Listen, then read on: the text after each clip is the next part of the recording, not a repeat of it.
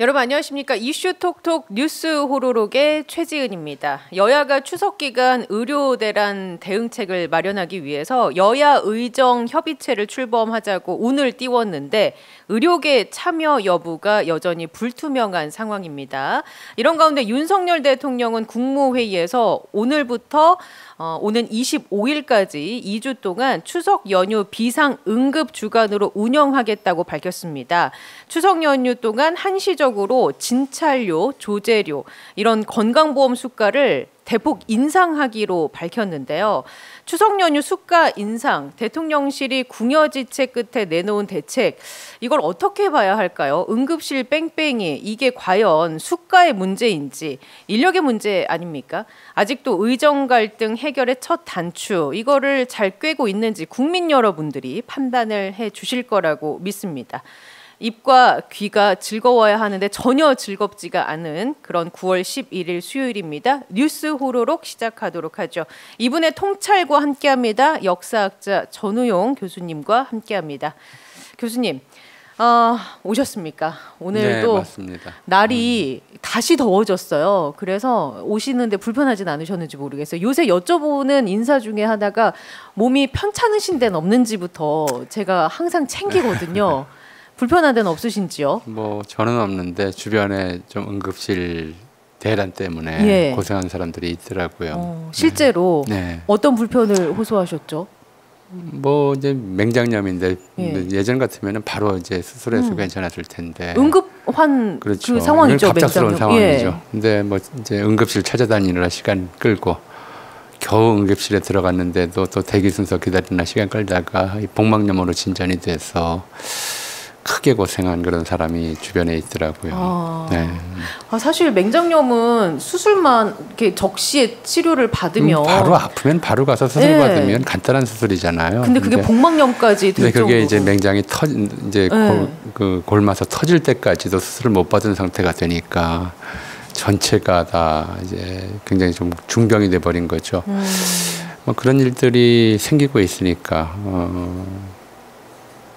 답답하죠. 답답합니다. 네, 이게 거의 1960, 70년대 수준으로 우리 의료 사정이 좀 돌아간 거 아닌가 싶기도 하고요. 그래서 당장 이제 돌아오는 추석 연휴에 인사말이 아프지 마시라는 인사, 그리고 어디 크게 이동하거나 계획을 세우지 마시라 이런 인사가 요새. 그러니까 추석에 과식하는 것도 위험하고요. 그러니까요. 또 이 추석 명절 음식들이 대체로 소화가 잘 안 되는 그렇죠. 것들이 많잖아요. 예. 뭐 식사 조심하시라고 맞습니다. 말씀드릴 수밖에 없고. 벌에 쏘이는 것도 걱정이고요. 그렇죠. 그건 뭐 이제 벌초 기간이니까 네. 말벌에 쏘일 수도 있고 예.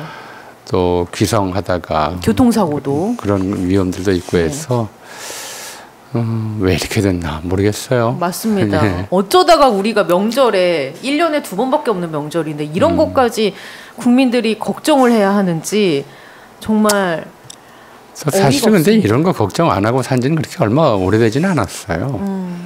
그래서 역사적으로 저는 우리 역사학자 전우용 선생님과 함께 이런 이야기까지 나눌 거라고는 정말 상상도 못했는데 굉장히 중요한 얘기인데 관심을 안 가졌을 뿐이죠. 우리가 좀 어떻게 보면 의료 시스템에서는 좀 세계에서 좀 손꼽을 만한 네. 좀 그런 좋은 시스템을 만들었다라고 자랑할 만한 그런 좀 나라에 살고 있거든요.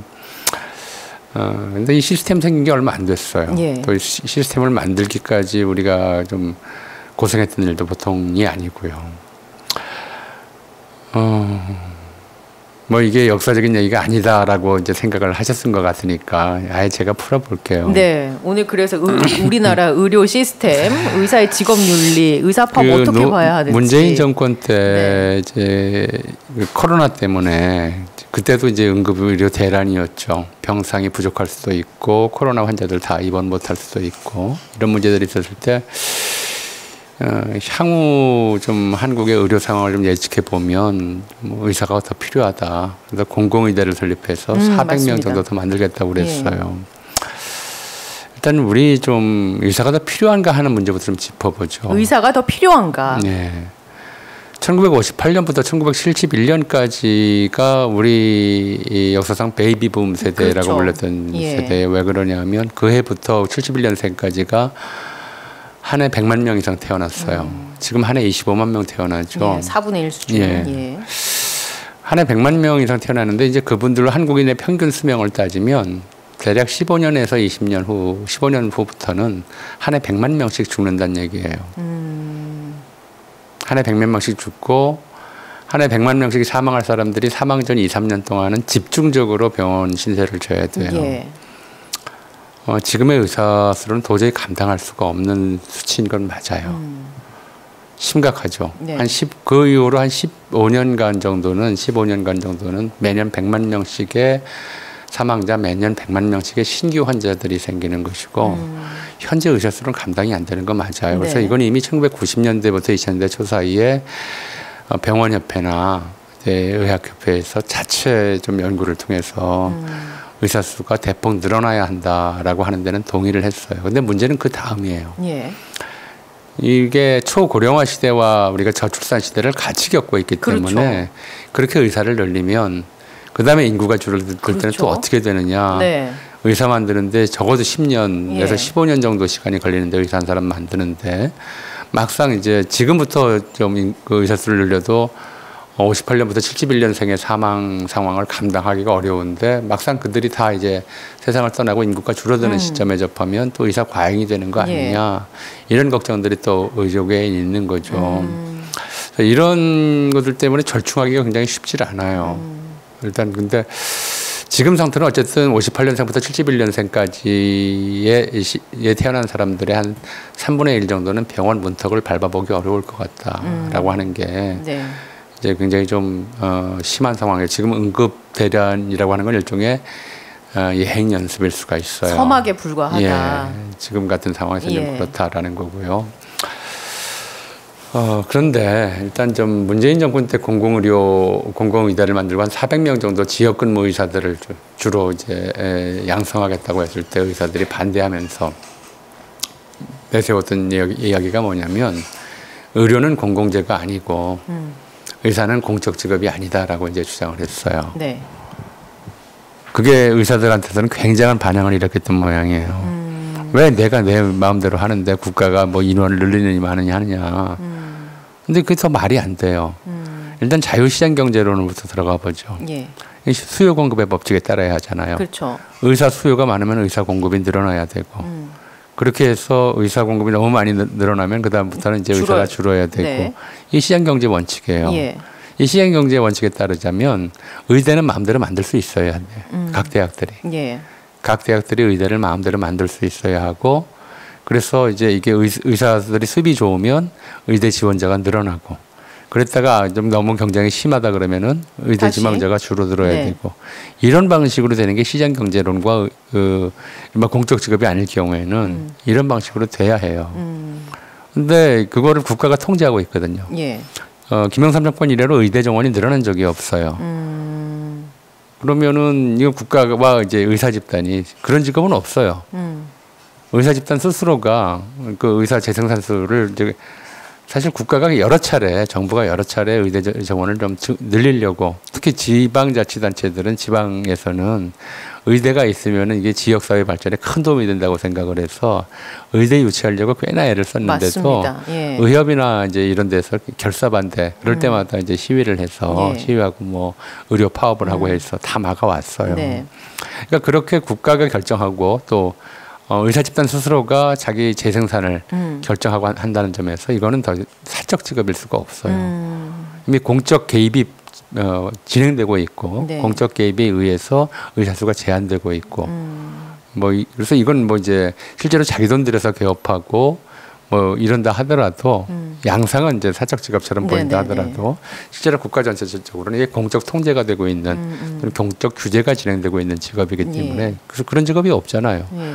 직업의 선택의 자유가 있는데 의사 같은 경우는 선택하고 싶어서 선택할 수 없는 직업이 돼 있단 공적 말이에요. 통제를 받기 때문에 또 면허제가 있고요. 예. 면허제 있는 직업이 남아 있는 게 별로 없어요. 예. 이런 상황인데, 그래서 일단 이 문제를 보려면 우리 한국 의료의 좀 특수성부터 좀 짚어봐야 돼요. 왜 이렇게 의사들은 자기가 공적 직업이 아니고 의료가 공공재가 아니라고 주장하고 있고 네. 실제로는 이게 공공재처럼 돼 있는가 하는 상황들을 좀 봐야 돼요. 일단 우리나라 특징 중에 하나가 의학 말고 예. 한의학이 따로 있다는 거예요. 이 지구상에 그런 식의 이제 의료가 분화되어 있는 나라는 우리나라하고 중국밖에 없어요. 네네. 중국은 중의학이라고 그러고 우리는 한의학이라고 그렇죠. 그래요. 그리고 의학 말고 이런 식의 분류가 이루어지는 학문도 없어요. 예를 들어서 약물리학이나 양수학이나 이런 거 없잖아요. 없죠. 예, 없어요. 의학만 이제 유독 한의학과 양의학이라고 하는 한양 두 개로 이제 분리돼 있어요. 이건 이제 우리나라에 처음에 이제 서양 근대의학, 제가 양의학 대신에 서양 근대의학이라고 부를게요. 왜 서양 근대의학이라고 부르냐면 근대 이전에는 서양의학도 굉장히 다양한 주술적 좀 방법에 좌우됐었어요. 그러니까 13세기, 14세기나 뭐 하다못해 16세기까지도 유럽에도 의대가 있었는데 네. 의사들이 배워야 할 필수 과목 중에 하나가 천문학이었어요. 수술을 한다 하더라도 하늘의 별자리를 보고 환자의 좀 타고난 별자리 운세하고 이거하고 맞추고 하는 것이 뭐 굉장히 중요한 영향을 미친다. 이런 믿음이 지배했던 거죠. 그랬다가 이제 16세기 대항해 시대 이후에 유럽인들이 전 세계로 좀 진출이든 침략이든 외국에 나갈 때 제일 무서운 거는 특히 이제 근대 이후에 유럽인들이 총 들고 발달된 무기를 들고 나가는 사람들이 제일 무서워한 것은 원주민이 아니에요. 병. 그렇죠. 질병이죠. 아프리카에 갔을 때, 아니면 아메리카에 갔을 네. 때, 이제 말라리아라든가, 이제 뭐 특히 이제 유럽에 전달된 무서운 병 같은 경우가 매독이라든가 질병이 무서웠죠. 그리고 이 질병 치료제는 그 지역 풍토병이면 그 지역 주민들한테 치료법이 있었어요. 오랫동안 그런 병하고 같이 살아왔으니까. 네, 면역이 이미 생겼으니까. 그러니까 예를 들어 대표적인 것이 말라리아 치료제인 퀴닌 같은 경우도 아메리카 특산이었단 말이에요. 그러니까 그렇게 전 세계의 질병과 의학 정보를 수집하면서 새로 성립된 의학이 서양 근대 의학이에요. 이거는 월 전통적인 양의학과는 달라서 거기서도 혁신이 일어난 것이고, 일단 서양 근대 의학이라고 불러요. 우리나라에는 이제 1878년에 부산에 재생의원이라는 일본 병원이 들어오면서 처음 서양식 병원이 생겼고, 1885년에 서울에 이제 왕실에서 세운 이제 고종이 세운 이제 일종의 정부병원이죠. 제중원이라는 게 생겼고, 그리고 이제 대한제국 시기에는 또 1900년대에 들어와서 의학교와 의학교 부속병원, 적십자병원 이런 것들이 생겨요. 그리고 일제강점기가 되면서, 그러니까 일제강점 직전에 이런 서양식 병원들을 통합해서 이제 대한의원이라고 하는 걸 만들었다가 일제강점 이후에 조선총독부 의원으로 이제 이름을 바꾸죠. 일본에서는 이제 이런 서양 근대 의학을 도입하면서 자기 나라 내부의 전통의학, 그러니까 우리가 한의학이라고 부르는 비슷한 중국 계통의 의학이었어요. 진맥하고 약 처방하고 뭐 침 놓고 하는 이런 이제 전통의학 자체를 이제 의학으로 인정하지 않는 정책을 취해요. 그래서 이 시험 제도를 없애고 아예 고사시키죠. 터부시하는군요. 터부시라기보다도 이미 그 업에 종사하는 사람들이 있으니까 다 쫓아낼 수는 없고 재생산만 막는 거예요. 그러니까 한의학, 그러니까 이제 전통의학이죠. 전통 의사들은 이제 시험도 안 보고 시험 문제들을 없애버리면 나이 든 사람들이 죽을 때까지 그거 하다가 너 죽으면 이제 끝이다. 이런 정도의 정책을 취하면서 서양 근대의학 일원화 정책을 취해요. 그런데 식민지는 대단히 의도적으로 의사 양성을 제한해요.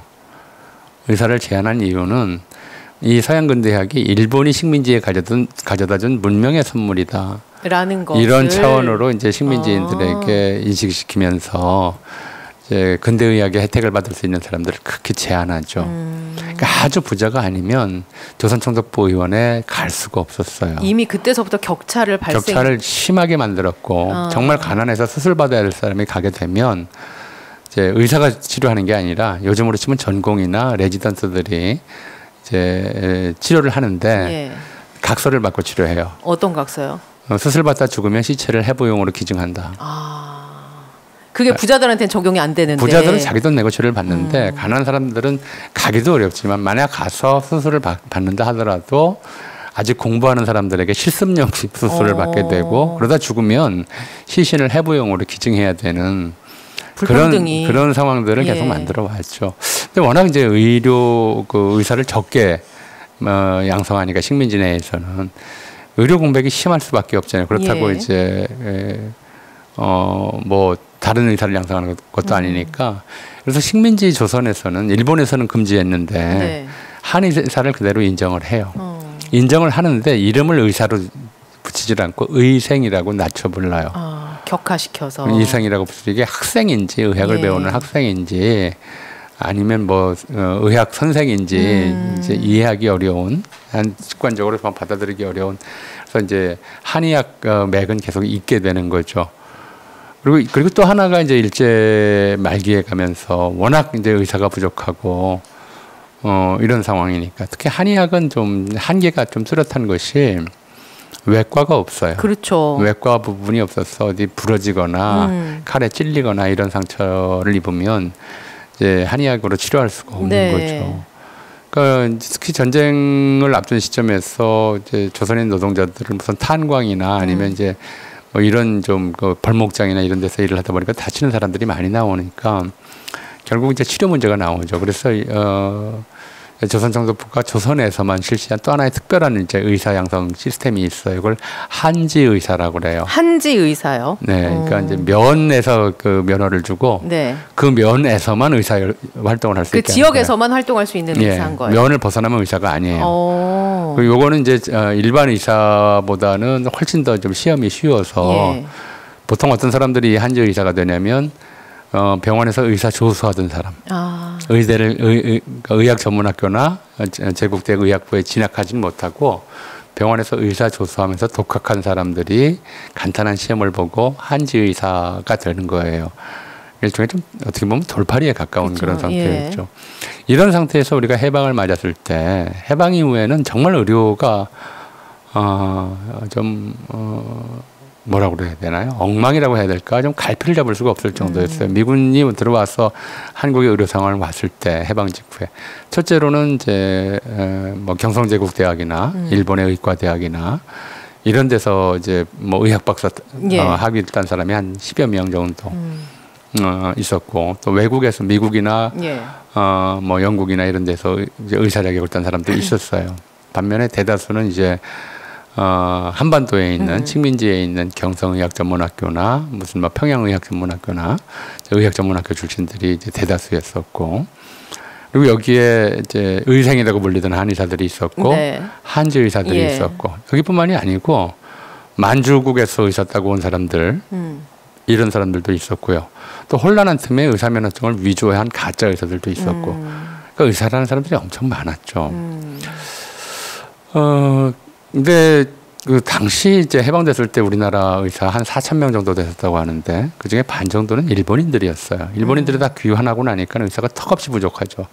의사라는 이름만 달면은 뭐 그 당시 이제 병원에서 주변에서 있었던 사람들의 증언에 따르면 이제 저녁 때 진료 끝나고 돈을 셀 수가 없었다. 미어 터지는군요, 그냥. 돈이 너무 많이 들어와서 셀 수가 없었다. 다 세지도 못하고 잠들어야 됐다라고 할 만큼 그렇게 이제 뭐 돈을 갈퀴로 긁어 모았다라고 할 만큼 의사들의 이제 경제적 처지가 좋았죠. 의사들은 사람이 늘어날 수밖에 없었던 건데, 근데 그 와중에 한국 전쟁이 일어나요.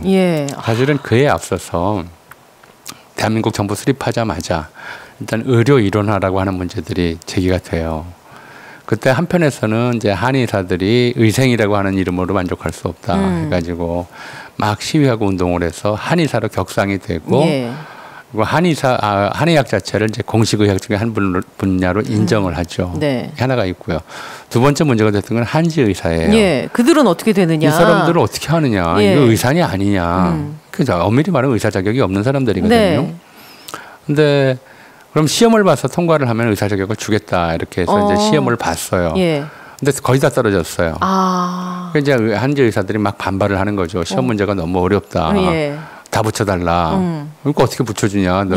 떨어졌는데. 떨어졌는데 다시 시험 보자. 뭐 이제 이런 와중에 전쟁이 터진 거예요. 전쟁이 터지니까 뭐 의사가 없잖아요. 아무나 이거 따지지 않고 전부 이제 군의관이 된 거죠. 그래서 일단 첫 번째 한국 전쟁은 우리 굉장히 많았던 의사 종류들을 그냥 섞어버리는 역할을 해요. 섞어버리는데 전반적으로 이제 그 의사가 중요한 게 아니라 의사뿐만이 아니라 의학 교육이 가능한 시스템이 중요한데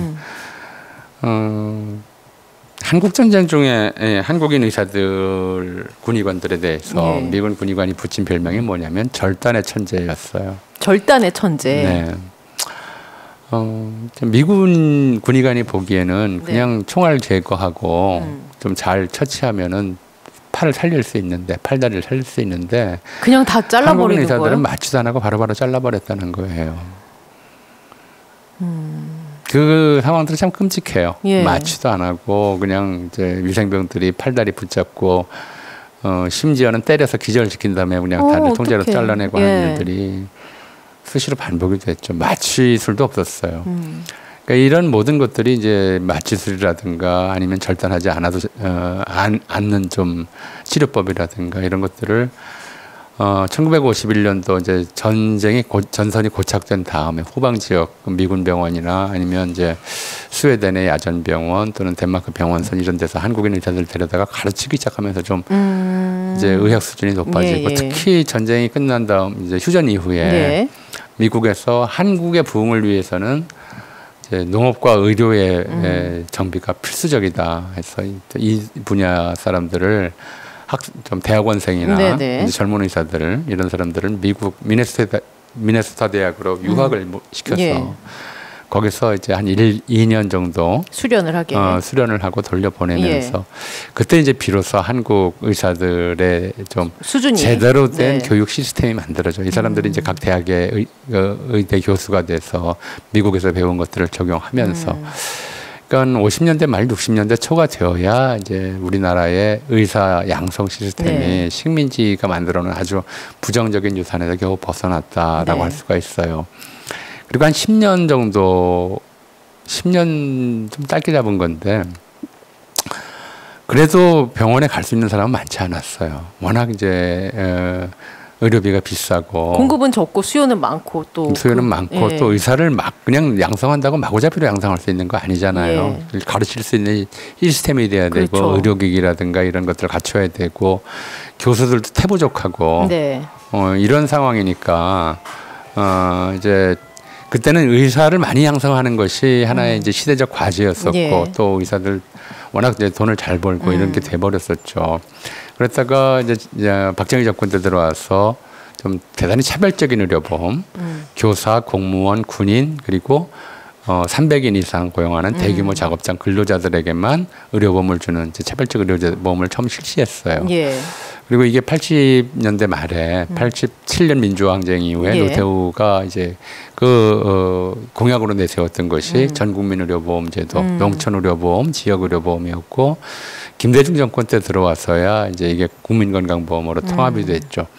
이 건강보험제도의 실시는 병원의 문턱을 대폭 낮췄죠. 예.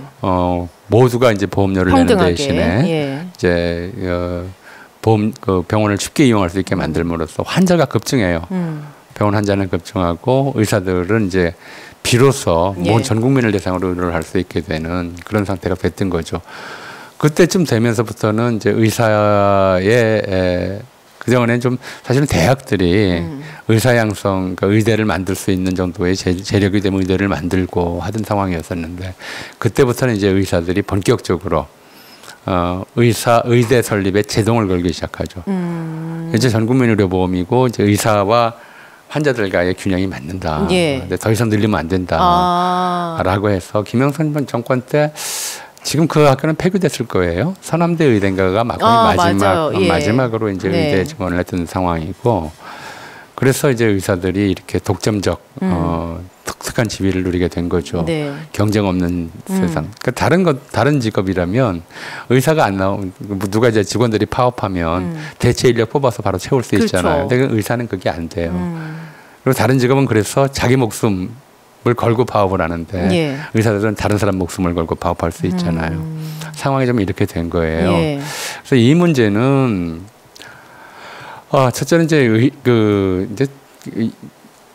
왜 이렇게 돼 버렸느냐. 이걸 좀 따져보면은 좀 그럴 만한 사정이 있었다는 게 이해가 되는데 그럼에도 불구하고 어떤 문제가 있냐면 이제 얼마 전에 그런 통계가 나왔어요. 한국 의사들의 이제 평균 수입 대비 수입이 국민 평균 수입 대비 수입이 OECD 국가들 중에서 대단히 높은 편에 속한다. 의사들의 수입이 라고 나왔고요. 네. 또 의사들은 지금 이제 기대치가 어떻게 되어 있냐면 성형외과, 피부과. 그렇죠. 다 그쪽으로 이제 쏠림 현상이 워낙 거기가 이제 의료보험 심하죠? 적용이 안 되는 것이니까 이제 수가라고 하는 것이 아니라 가격이 천차만치 자기 마음대로 해요. 부르는 대로 마음대로 해요. 그리고 이제 이게 민간보험 쪽으로 관련돼 있고 그러니까 의사들의 눈높이가 거기에 맞춰져 있어요. 맞춰져 있다 보니까 예를 들면 필수 의료, 그렇죠. 응급의료 또는 내외산소, 내과, 외과, 산부인과, 소아과 같은 이런 쪽들은 정말 사람의 생명에 직결되는 문제이고 그렇죠. 정말 중요한 의료 분야인데 왜 목숨하고 별 관계도 없는 예를 들어 뭐 좀 심하게 이야기하면 얼굴에 점이나 빼고 그 쌍꺼풀 수술이나 하는 이런 일들이 훨씬 더 좀 사회적으로 높은 대우를 받는가 경제적으로 훨씬 더 이득이 되는가 이게 불합리하다고 느끼는 거예요. 네. 불합리하다고 느끼는 거고 그래서 의사들의 평균 소득을 거기로 맞춰 끌어올리자라고 하는 것이 이제 의사들의 누가 봐도 그렇지 않겠어요? 내가 더 힘든 일고 더 중요한 일을 하는데 나보다 안 중요하고 고작 레이저로 점이나 빼는 사람이 나보다 몇 배 더 돈을 잘 번다고 그러면 화가 나죠. 저는 그 분노 이해해요. 근데 문제는 의사들의 평균 진료 수가가 낮은 것이 아니라 그쪽이 너무 높은 거예요. 우리가 좀 그래서 이제 지금 의사들의 요구는 의료 건강보험료 올리고 필수 의료 쪽에 대한 수가를 현실화라고 좀 표현하는데 피부과나 이제 실제로 저 성형외과보다 더 높게 책정을 해. 그래야 안 가죠. 일은 더 힘든데 수입이 더 적은 이런 불합리한 상황들. 그쵸. 계속될 수가 없으니까. 그러니까 이렇게 따지면 좀 의사들의 주장은 필수 의료가 좀 붕괴되고 있는 이유는 한국의 건보 수가가 잘못 책정되어 있기 때문이고 건보 체제가 잘못되어 있기 때문이지 의사의 절대 수가 부족한 게 아니다라는 게 그 사람들 주장이에요. 그러니까 이제 2,000명을 늘려봤자 그 2,000명 중에서 1,500명이 또 피부과 성형외과로 가면 의미가 없다. 무슨 의미가 있느냐. 지금 있는 좀 의사들이라도 정말 생명에 직결되는 쪽으로 끌어올려 좀 옮기게 해야지라는 게 이제 일면타당한 얘기죠. 그런데 그러면서 이제 이게 건보수가 문제로 전 국민한테 부담을 이제 증가시키는 방향으로 문제를 해결하려고 그러는 것이고. 이 윤석열 정부는 사실 그 문제에 대해서 무슨 생각을 했는지 저는 모르겠어요. 그러니까 지금 말씀하신 걸 들어보면 우리나라의 이런 의료 체계가 만들어진 건 시스템적으로 접근해야 되는 게 분명히 있는데 시스템적으로 접근을 하지 않고 단순히 숫자를 늘리네 마네로만 접근하다 보니까 또 이런 문제들이 파생이 될 수 있다라는 부분으로도 해석할 수 있는 거 아닙니까? 그러니까 이제 몇 가지 우리가 좀 생각해 볼 부분이 있어요. 이제 독일 같은 데서는 지역 단위로 자치주별로 의사단체하고 지역 주민단체, 지역 주민 이제 대표들끼리 매년도에 의료수가 협상을 해요. 그래서 정해요. 대략 이제 경제 성장률이 몇 %니까 의사 소득수 몇 % 올려준다 이런 식의 선에서 합의가 돼요.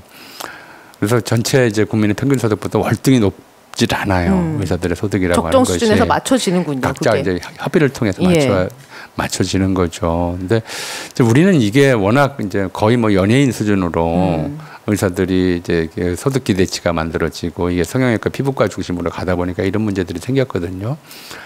근데 좀 정교하게 좀 문제들을 바라봐야 하는데 느닷없이 2,000명 얘기를 한 거예요. 그 2,000명도 과학적인 아무 근거가 없죠. 나왔다고 대통령실은 얘기하죠. 전에 이제 뭐 서울대병원에서 90년대 말 2000년대 초반 중반이었을 거예요. 이제 한국의 인구 그래프를 보면 의대를 늘려야 되고 그게 문재인 정부 때 나왔던 공공의료 400명선이었어요. 연간 400명선.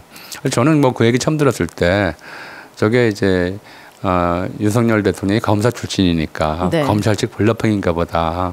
검찰직 블러핑이라는 게 그런 거잖아요. 뭐 징역 10년 구형하고 한 5년 받는 그렇죠. 이런 정도라고 예. 생각을 해서 한 4,500명이나 아니면 많아야 7,800명 선에서 소위 딜하는.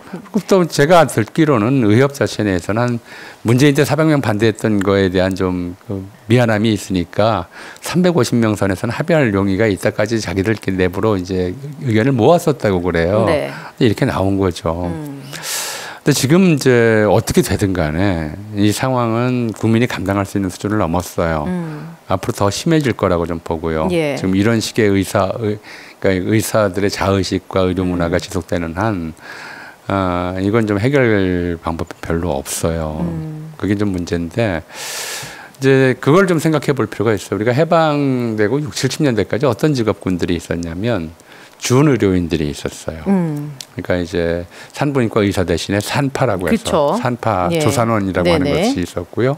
정형외과 의사와는 관계없이 달리 접고론이라고 하는 것들이 있었어요. 일종의 이제 이런 걸 우리가 뭐라고 부르냐면 의료의 비의료화라고 불러요. 의료 행위인데 예. 굳이 의사의 손을 빌리지 않아도 되는 네네. 그런 이제 처치들이 준의료인. 있어요. 예. 그 예를 들어 이번에 간호사법이 대표적이에요. PA 간호사법이요. 간호사법 같은 경우가 농촌의 노인들이 병원에 갈 수 없는데 뭐 한 달에 한 번씩 또는 두 달에 한 번씩 정기적으로 오라고 그런단 말이에요.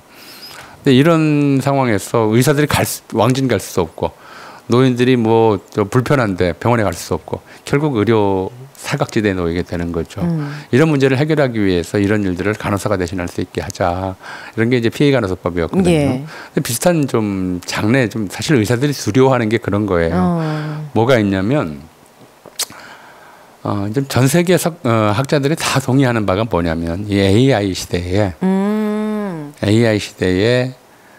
의사와 간호사 중에 누가 더 오래 살아남을 것이냐. 의사 직업이 더 먼저 없어질 거다라고 다들 예상을 해요. 예.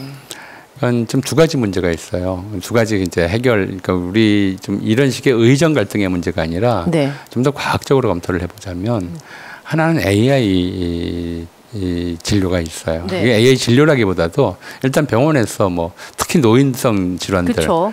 뭐 고혈압, 관리가 당뇨, 필요한 것. 콜레스테롤 예. 같이 정기적으로 병원에 가고 거기서 검사받고 해야 되는 것들을 정기 추적 검사를 한다든지. 그렇죠. 예. 이런 것들은 굳이 의사의 손을 안 빌리고 그렇죠. 이제 처방만 AI가 나오면 되고. 담당하게 될 가능성이 있어요. 지금 의사들이 이제 격렬하게 반대하는 것 중에 하나가 바로 이 원격 진료 그렇죠. 허용이라고 하는 예. 거거든요. 원격 진료라고 하는 것이 아직은 이제 의사의 원격 진료인데 좀 더 AI가 좀 진화되면 사실은 의사보다 더 믿을 수 있겠다는 사람들이 그렇죠. 생길 거고 예.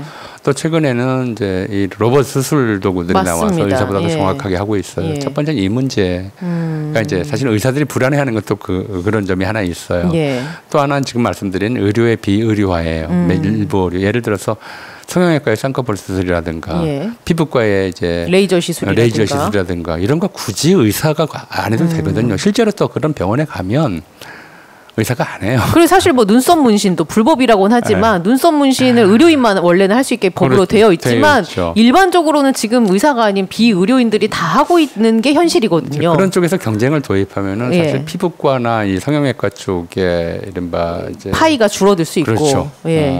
이런 좀 독점적 그렇죠. 지위가 약해질 수 있고 예. 그렇게 되면서 소득이 합리화될 수가 있다. 그렇게 되면서 이제 의사들 전체의 자기 소득에 대한 그렇죠. 기대치들이 좀 낮아질 수 있다. 합리적으로 예. 설정될 수 있다. 아까 말씀하신 것처럼 쏠림 현상이 조금 완화될 수 예, 있고. 이런 점들을 좀 우리가 생각해 봐야 돼요. 그리고 그런 것까지 좀 정교하게 고려하면서 이제 우리 인구 동태 그래프하고 그다음에 이제 의학 기술, 예. AI 발달 그리고 지금 이제 나타나고 있는 의료계의 좀 한국적 의료의 아주 기괴한 현상들. 예. 정말 사람 목숨과 관련된 의료 쪽은 수가가 낮고 상대적으로 네. 그냥 미용과 관련된 쪽은 수가가 엄청나게 좀 돈벌이가 엄청나게 되는 이런 좀 한국적 의료의 기괴한 현상 예. 이런 걸 해결하려고 하는 의도가 있어야 되는데 이걸 그냥 무턱대고 2,000명이라고 하는 도저히 과학적 근거를 알 수가 없는 숫자로 밀어붙이다 보니까 양쪽에 그냥 서로 타협점을 찾지 못하고 충돌하고 있는 것이고 그 과정에서 우리 국민만 이제 그렇죠. 피해를 보고 있고 심각한 피해를 맞습니다. 보고 있는데 문제는 이제 이게 어떻게 해결되든 간에 특히 의사가 만약에 이긴다고 해도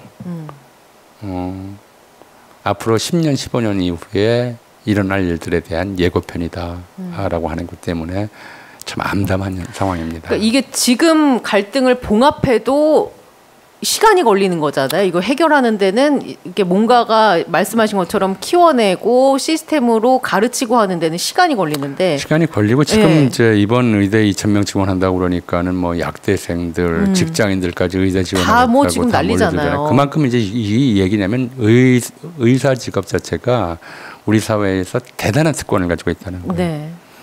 그러니까 좀 민주적 공공성에 입각해서 보자면 이 특권을 약화시켜야 돼요. 그게 우리 사회의 공통의 과제예요. 더 건강해지는 사회로 가는 그렇죠. 길이다. 예. 그거를 좀 종합적으로 머리를 맞대고 풀어야 되는데 그렇죠. 지금은 그런 방법이 그리고 의사들 아니라 스스로도 이제 그런 문제들을 좀 인정해야 되고요. 맞습니다. 이 특권이 가장 심할 때 특히 지금 이제 가장 열심히 운동이 그런 거거든요. 88년 전국민 농촌 의료보험, 또 98년 전국민 의료보험, 벌써 한 이제 25년 정도 됐죠. 예. 이제 이 기간 중에 일단 좀 의사와 환자들 사이에 좀 수적 관계가 현재 의사들의 수입을 만들었고, 특히 2000년대 이후에 들어와서 한국 사회가 대중소비 시대에 접어들면서 이 미용 의료에 대한 수요가 엄청나게 늘어났어요. 이제 이런 것들 좀 기형적인 현상이거든요. 이게 네네. 지속 가능한 현상이 돼서는 안 되고 그렇죠. 될 수도 없는 거고 예. 이런 상태의 문제들을 좀 파악해야 돼요. 파악해야 되고 그렇게 해서 이제 의사들 자체도 이제 좀 직업적 안정성과 맞습니다. 적정한 이제 보수 수준들에서 생각해야 되고 사회도 이제 그런 걸 봐야죠. 사실 이거는 의사가 막 정부가 마구 밀어붙인다고 하는데 사실은 우리가 자본주의 국가라면 이런 상태라면 의대가 한 10개쯤 늘어나야 돼요. 사립대학들이 예. 등록금 많이 받고 의사를 막 의과대에서 뽑을 수 있어야지 그게 자본주의적 시장 경제잖아요. 그걸 안 하는 이유는 이거 의사가 이제 공적 자꾸 그런 얘기들을 해요. 뭐 예. 무슨 얘기를 하냐면 그렇게 의사를 늘리면 의사들 평균 수준이 떨어진다고. 근데 글쎄요. 이제 그 문제는 이제 유럽에서 의사를 뽑거나 이런 상황들을 보면 수학 영어 성적하고 의사로서의 이제 직업적 능력하고 반드시 일치하는 관계가 있는 건 아니거든요. 그런 점들을 좀 생각해 봐야 될 것 같고요. 그래서 우리 사회도 참 어떻게 대처해야 되느냐 이거를 뭐 정부 편을 들을 거냐 의사들 편을 들 거냐 이렇게 생각하시면 안 돼요. 그러니까 정부도 잘못하고 있는 거고요. 네. 의사도 잘못하고 있어요. 좀 더 합리적인 안을 낼 수 있는 그러니까 여야 의정협의회 정도가 아니라 이건 그야말로 국민적 사회적 대타협 기구가 맞습니다. 필요한 그런 상황이에요. 예. 네. 그 시간이 좀 시급하게 그리고 정교하게 이루어져서 피해를 보는 국민들이 더 이상 좀 안 나왔으면, 그러니까 그런 뉴스 이제 안 봤으면 좋겠어요. 네. 응급실 돌다가 더 이상 안타까운 그런 사건 사고가 안 발생했으면 좋겠다라는 말씀을 다시 한번 드리면서 우리 전우용 선생님도 명절 연휴 건강하게 잘 네. 보내시고 예, 다음 주는 이제 명절이네요, 진짜. 명절 잘 보내시고 그 다음 주에 만나 뵙도록 하겠습니다.